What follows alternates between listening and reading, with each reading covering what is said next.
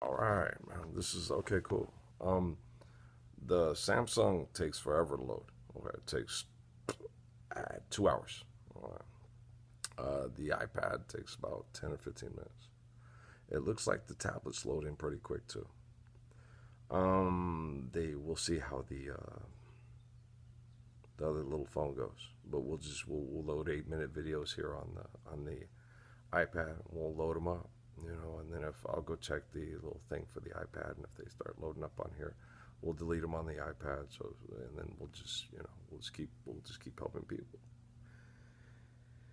And like I said, this is I don't have a lot of jokes today.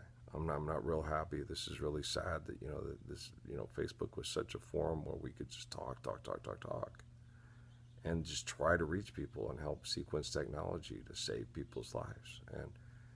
And this is really simple what I'm doing, but we're sequencing technology, and that's what's most important is the technology, because the human beings are using the technology to fight. And what I'm doing is trying to help the technology not allow the human beings to fight with it, so we can save human beings from killing each other with the technology. So I'm really cool. I am. I'll let parents decide if their kids want to watch this. This is not made for kids, okay? So, because kids don't need this kind of heavy stuff. It's kind of like Zombie Island with the ghost is real. So this time the ghosts are for real. This time Stephen King's on the scene. Wow, you creepy old fuck. And M. Night Shyamalan, well, that's a swell guy. Everybody wants their kids being entertained by that creepy guy. He's a multimillionaire. What does that have to do with so is you as Hefner and Larry, Larry Flint. Yeah, I can make millions of dollars by getting girls to get naked and take pictures of them, and then get guys with lots of money to fund the magazines so we can make money off of exploiting them sexually. And when women do it themselves, she's a slut. When Larry Flint does it, man, he's a brilliant billionaire. You Hefner, he's even classier than Larry Flint. And then when a bunch of egotists get involved and put on tight suits and fly in the air and kill people like government sociopaths, you Hefner's best friend is Stanley, right? Like, yeah, yeah, yeah, ack. It's horrible, right? And everybody wants to be in one of their movies, and everybody wants to date their people that make into large, iconic celebrities. And it's like, why? Why don't you just want to stay home with your kids? The people at the Playboy Mansion and at Stanley's parties are assholes. The people on draft day in the NFL are assholes. Okay?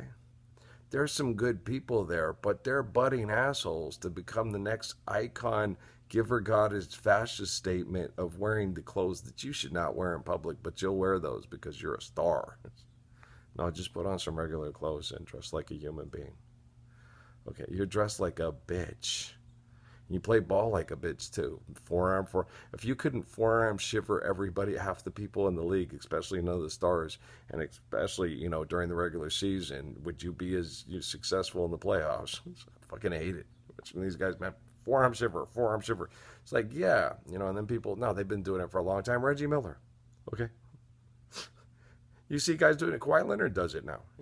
Pushes off on the defender to get open to get the inbounds pass to make sure they get it in time. If he's playing good defense, you need to reward him by letting him get the 5-second count. Okay, you don't push him to get open. That's a foul. I don't care if you are a superstar and mama's got to pay her bills. That guy over there who's trying to make the team and can play good defense needs to stay on the team too. Money's real, according to you psychobabble chicks.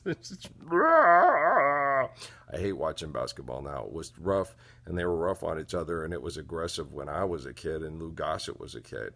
Okay, but now it's just, the WWE on crack, And if you're real good at cornholing and basketball, we want you to be on TV to get those other pushing cornholers to be as great as Oscar Robertson.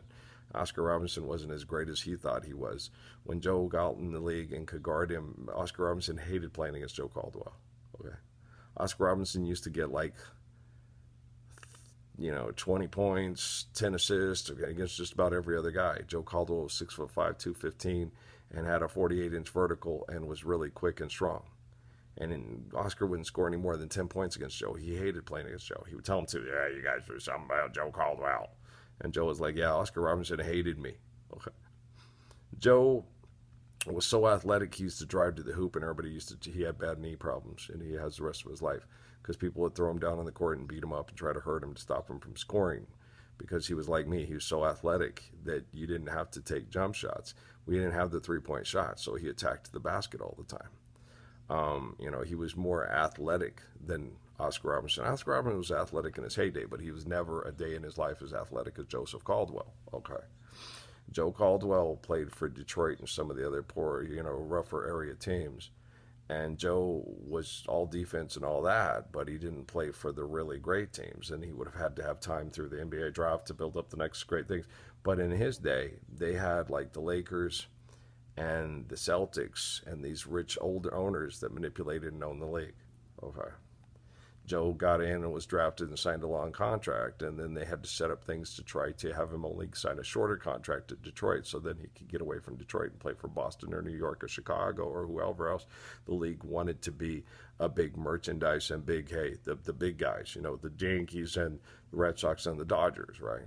And then the Milwaukee Brewers and that, they're the Washington Generals. We got to play somebody else, and those people, they can hope, and maybe if we set up the league long enough, then Cleveland can win a Super Bowl, right? It's just the way they are. They're assholes, okay? They're assholes, and they'll manipulate and they'll maneuver. They do it all the time. Why don't you come play here in Philadelphia with your brother? Why don't you come and play in Philadelphia with your brother?